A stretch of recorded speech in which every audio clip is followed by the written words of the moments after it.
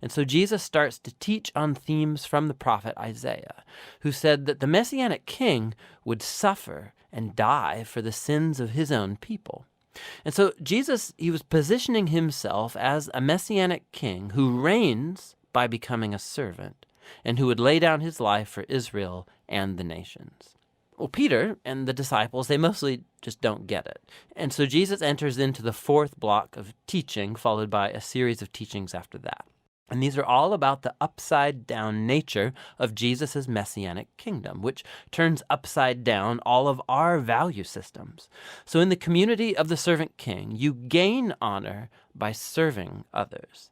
And instead of getting revenge, you forgive and do good to your enemies. And in Jesus' kingdom, you gain true wealth by giving your wealth away to the poor.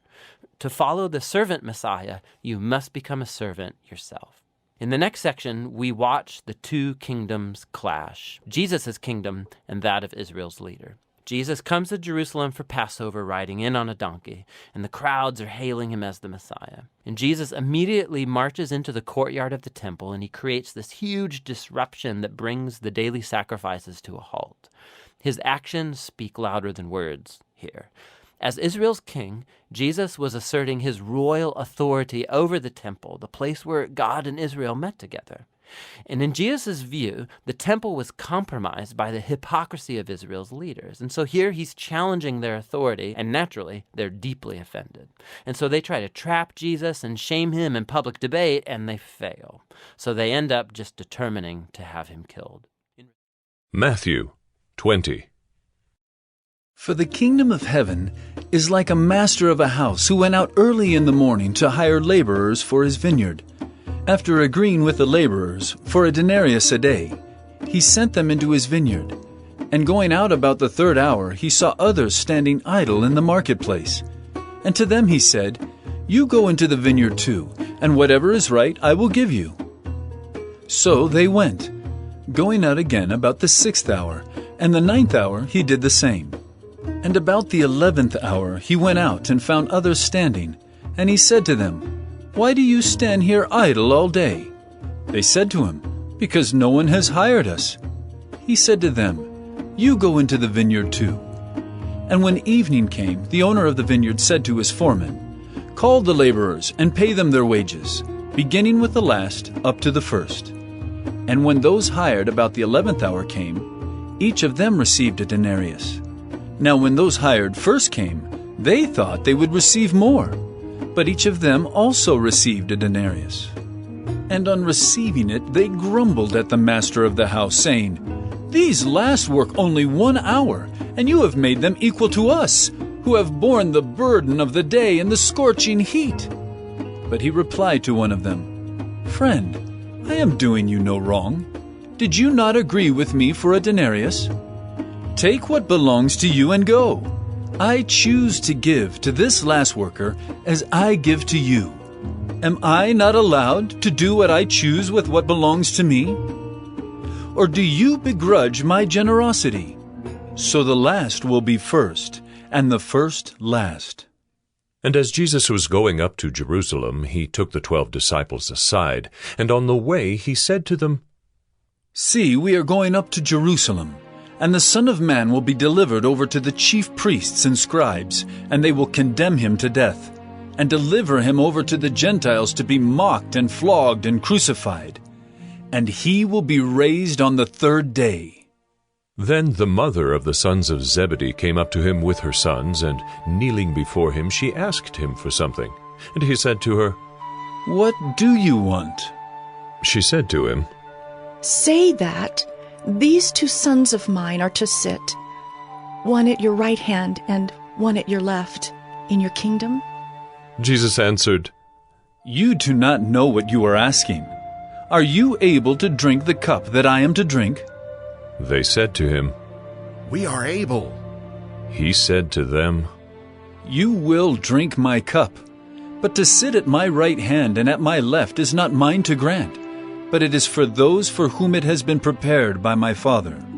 And when the 10 heard it, they were indignant at the 2 brothers. But Jesus called them to him and said, "You know that the rulers of the Gentiles lord it over them, and their great ones exercise authority over them.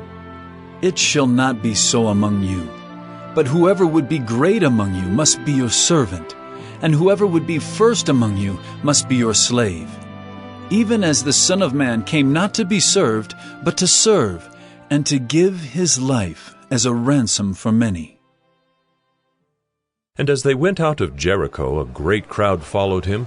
And behold, there were 2 blind men sitting by the roadside, and when they heard that Jesus was passing by, they cried out, Lord, have mercy on us, Son of David. The crowd rebuked them, telling them to be silent, but they cried out all the more, Lord, have mercy on us, Son of David. And stopping, Jesus called them and said, What do you want me to do for you? They said to him, Lord, let our eyes be open. And Jesus, in pity, touched their eyes, and immediately they recovered their sight and followed him. Matthew 21. Now when they drew near to Jerusalem and came to Bethphage, to the Mount of Olives, then Jesus sent 2 disciples, saying to them, Go into the village in front of you, and immediately you will find a donkey tied and a colt with her. Untie them and bring them to me. If anyone says anything to you, you shall say, The Lord needs them, and he will send them at once. This took place to fulfill what was spoken by the prophet, saying, Say to the daughter of Zion, Behold, your king is coming to you, humble and mounted on a donkey, and on a colt, the foal of a beast of burden. The disciples went and did as Jesus had directed them. They brought the donkey and the colt and put on them their cloaks, and he sat on them. Most of the crowd spread their cloaks on the road, and others cut branches from the trees and spread them on the road. And the crowds that went before him and that followed him were shouting, Hosanna to the Son of David! Blessed is he who comes in the name of the Lord! Hosanna in the highest! And when he entered Jerusalem, the whole city was stirred up, saying, Who is this? And the crowd said, This is the prophet Jesus from Nazareth of Galilee. And Jesus entered the temple and drove out all who sold and bought in the temple, and he overturned the tables of the money changers and the seats of those who sold pigeons. He said to them, It is written, My house shall be called a house of prayer, but you make it a den of robbers. And the blind and the lame came to him in the temple, and he healed them. But when the chief priests and the scribes saw the wonderful things that he did, and the children crying out in the temple, Hosanna to the Son of David! they were indignant, and they said to him, Do you hear what these are saying? And Jesus said to them, Yes. Have you never read, Out of the mouth of infants and nursing babies you have prepared praise? And leaving them, he went out of the city to Bethany and lodged there. In the morning, as he was returning to the city, he became hungry, and seeing a fig tree by the wayside, he went to it and found nothing on it, but only leaves. And he said to it, May no fruit ever come from you again. And the fig tree withered at once. When the disciples saw it, they marveled, saying, How did the fig tree wither at once? And Jesus answered them, Truly I say to you, if you have faith and do not doubt, you will not only do what has been done to the fig tree, but even if you say to this mountain, Be taken up and thrown into the sea, it will happen. And whatever you ask in prayer, you will receive, if you have faith. And when he entered the temple, the chief priests and the elders of the people came up to him as he was teaching and said, By what authority are you doing these things? And who gave you this authority?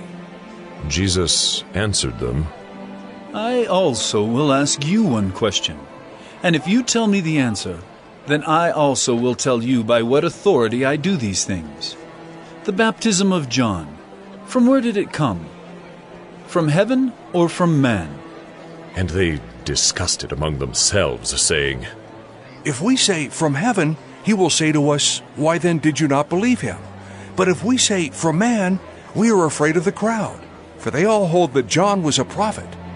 So they answered Jesus, We do not know. And he said to them, Neither will I tell you by what authority I do these things. What do you think? A man had 2 sons, and he went to the first and said, Son, go and work in the vineyard today. And he answered, I will not. But afterward he changed his mind and went. And he went to the other son, and said the same. And he answered, I go, sir, but did not go. Which of the 2 did the will of his father? They said, The first. Jesus said to them, Truly I say to you, the tax collectors and the prostitutes go into the kingdom of God before you. For John came to you in the way of righteousness, and you did not believe him. But the tax collectors and the prostitutes believed him.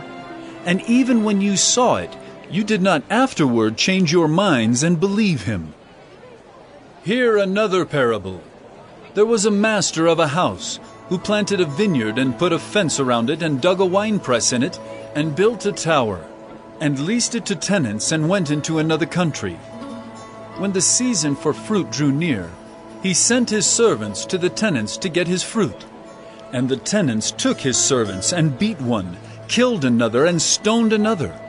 Again he sent other servants, more than the first, and they did the same to them. Finally, he sent his son to them, saying, They will respect my son. But when the tenants saw the son, they said to themselves, This is the heir. Come, let us kill him and have his inheritance. And they took him and threw him out of the vineyard and killed him. When therefore the owner of the vineyard comes, what will he do to those tenants? They said to him, He will put those wretches to a miserable death, and let out the vineyard to other tenants who will give him the fruits in their seasons. Jesus said to them, Have you never read in the Scriptures? The stone that the builders rejected has become the cornerstone. This was the Lord's doing, and it is marvelous in our eyes. Therefore I tell you, the kingdom of God will be taken away from you and given to a people producing its fruits. And the one who falls on this stone will be broken to pieces. And when it falls on anyone, it will crush him. When the chief priests and the Pharisees heard his parables, they perceived that he was speaking about them. And although they were seeking to arrest him, they feared the crowds because they held him to be a prophet.